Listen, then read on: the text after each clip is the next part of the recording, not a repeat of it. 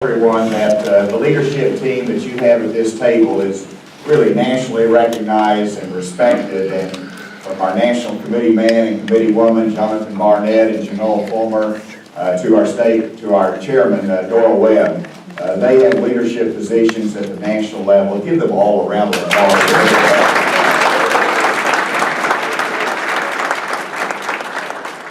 It's very important to us. And I'm delighted that many of you, most of you I think, are going to join us over at the mansion for a Christmas dinner. We might even sing a Christmas carol, who knows. But as you go into the mansion, in this day of secularism and diminishing the meaning of Christmas, if you look over to the right, you'll see a manger scene. The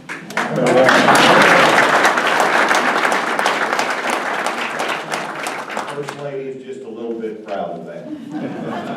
I also want to say happy birthday, Doyle. We always share that. Y'all know his birthday's tomorrow? Yeah. Of course you do, because he tells everybody.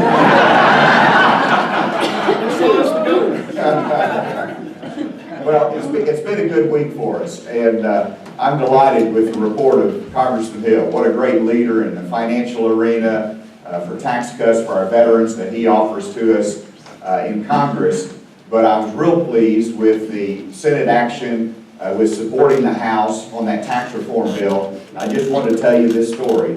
I was at an event the other night, and the CPA came up to me, and he told me that he asked his clients, if your tax bill is reduced, what are you going to do with the money? And these are employers, these are company owners here in Arkansas. And their answer was, one of them said, we're going to pay our employees more.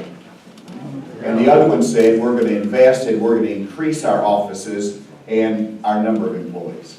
That's investment from a tax cut that's going to spur our economy.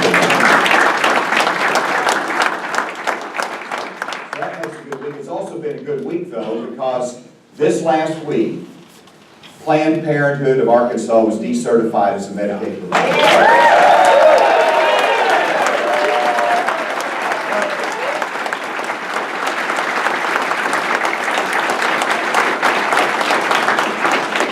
Doesn't come easily. It takes a governor that makes a tough decision. That it takes a tough attorney general who will fight for that issue. I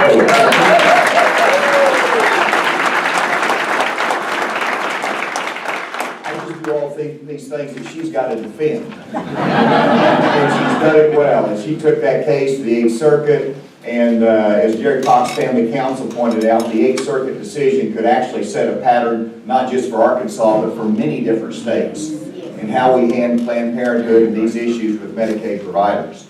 So congratulations. Thank you, Leslie. 35 years ago, Ronald Reagan appointed me as United States Attorney. It was a pretty happy moment in my life. And besides Ed Bethune over here, former congressman, who's a mentor of mine, my greatest mentor is Ronald Reagan.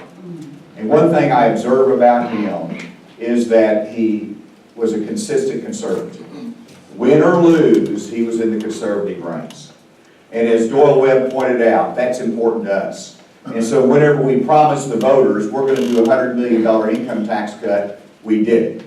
That's being consistent. And we also actually upped it and said we're going to do $150 million. And so we passed 2 major tax cuts.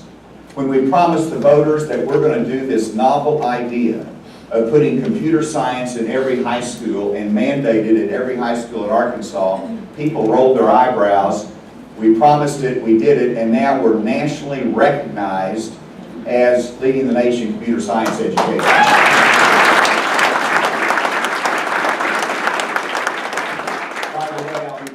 First presidential visit to Iowa.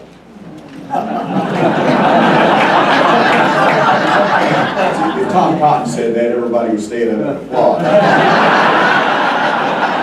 But I've been invited to go to Iowa. Governor Reynolds asked me to go there to tell them how we do computer science in Arkansas.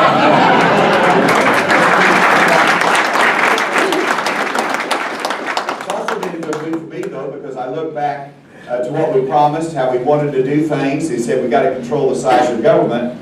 And I looked at all the personnel numbers of all the agencies that report to me in state government, and we have reduced state employee count number by 1,000. 1,000 fewer employees today than when I became governor.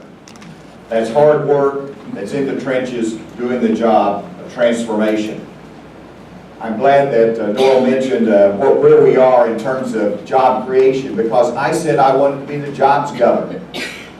Because everything hinges upon economic growth. We can improve education.